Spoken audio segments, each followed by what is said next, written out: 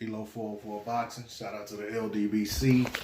Hey, shout out to Marlo's Corner. Shout out to Trey X and the whole block fam. Hey, as always, I want to start my video off by saying, if you guys want to hear a frog called out of a well and one of the best blow-by-blow commentators on YouTube or anywhere in the world, tune in to Marlo's Corner on Fight Night. Listen to Trey X call a frog out of a well. All right, and go over there and hit that subscribe button and like button, comment, and share. Okay, so I want to talk about this Canelo versus Kovalev fight one more time. One thing I want to say about the fight is I'm aware, just like everybody else, that Canelo is the favorite fighter at this time. He's the fighter who has a lot more momentum behind him in this fight. Whereas Kovalev is a guy who's looked at as damaged goods. He was beat by Andre Ward twice, stopped in the second fight. He was stopped by Alvarez. And he also had fights. He had a rematch with Alvarez where he won the fight. But he also had the fight with, what's the kid's name from the UK? Anthony Yarde, where he struggled for rounds in that fight against a younger, more athletic fighter who seemed to have more energy. He was, of course, he had youth on his side, and Yarde done a lot to control the action in that fight early on. But the one thing about Kovalev is he stayed committed to that jab. He seemed to stay committed to Buddy McGirt's game plan, and a lot of people say that Yarde just ran out of gas, he ran out of steam. He had Kovalev hurt in like round 7 or 8 and didn't know how to stop him because of inexperience, so forth and so on, improper training or what have you. And they say that, that's why he ended up losing the fight. But I got to give credit to Kovalev that he done his job. He stayed committed to the game plan. He worked his jab, which is coincidentally his best punch, because you jab a whole lot more than you throw overhand rights. And Kovalev, stayed committed to the game plan, and he eventually wore Yarde down, and be that as it may, he ended up getting the stoppage. So give Kovalev all the credit in the world for that. I personally do not like Kovalev as a person. I'll put that out there for full disclosure. I don't like Canelo Alvarez as a person or athlete. Due to my personal reasons as well, my personal feelings about things.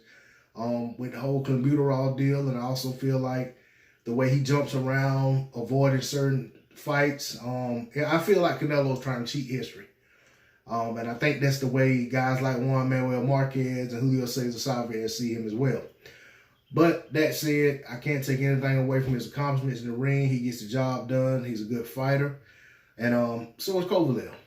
So I give them guys, as combatants, I got to give them their respect. Okay?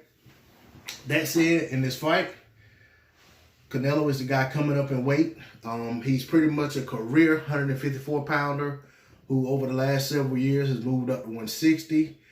He took his time coming up to 160. He fought at catch weight of 155, 155, in between 155 and 160 for a while before he eventually moved up to the 160-pound weight division. That said, once he arrived, he eventually got a win after 2 fights over Triple G, who was considered the man at 160. So, he's now considered a 160-pounder. Okay, he's fought at 168. Now he's moved up to 175. All right, at 175, and take nothing away from Canelo's victory over Daniel Jacobs as well at 160. But at 175, Kovalev has been at that weight almost his whole career, if not his whole career. Canelo has beaten a lot of big guys at 175. He's taken 175-pounder shots for many years. He's used to being hit by fighters at that weight. Canelo is not used to being hit by guys at 175 pounds, and Canelo is one of the bigger punchers at 175. Okay? Canelo is an excellent boxer with an excellent jab. He has underrated IQ in the ring. He can set traps, as well as anyone at 175. Canelo is Canelo. deceptively good defensively with his upper body movement. His feet are slow, but his upper body movement is able to get him out of harm's way at times. Canelo takes a lot of breaks in fights. Typically when a fight goes past around 4 rounds, Canelo starts to gas, and he takes breaks, like intermediate breaks inside of rounds to get through those rounds. And then he kind of has this second wind that comes on later in the fights. But that said, I know a lot of talk is out there about Canelo stopping Kovalev to the body. I'm not buying that. Not saying it's impossible. I know that Canelo has to get in there to land those body shots, and Kovalev, being the bigger man, can drop heavy overhand shots from above and possibly stun Canelo. I don't see this fight playing out as a stoppage for Canelo. Both guys have bad gas tanks. Neither guy takes it well to the body.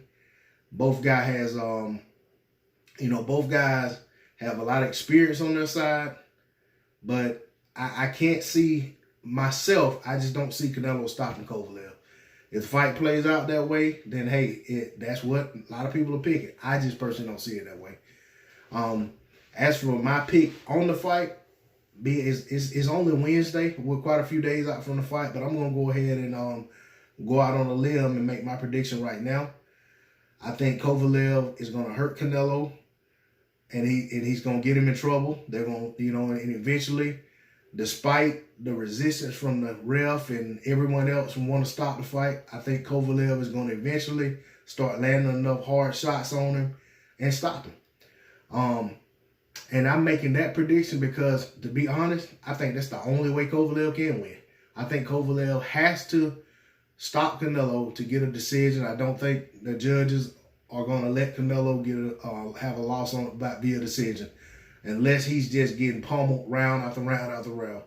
If the rounds are anything near close, Canelo's gonna get those rounds.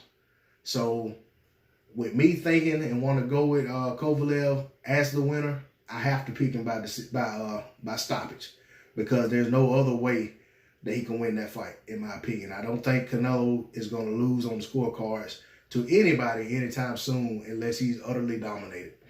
But that's my discussion on the video. I appreciate you stopping by, checking out the video. This is D-Lo 404 Boxing. Shout out to the LDBC, and I'm out. Peace.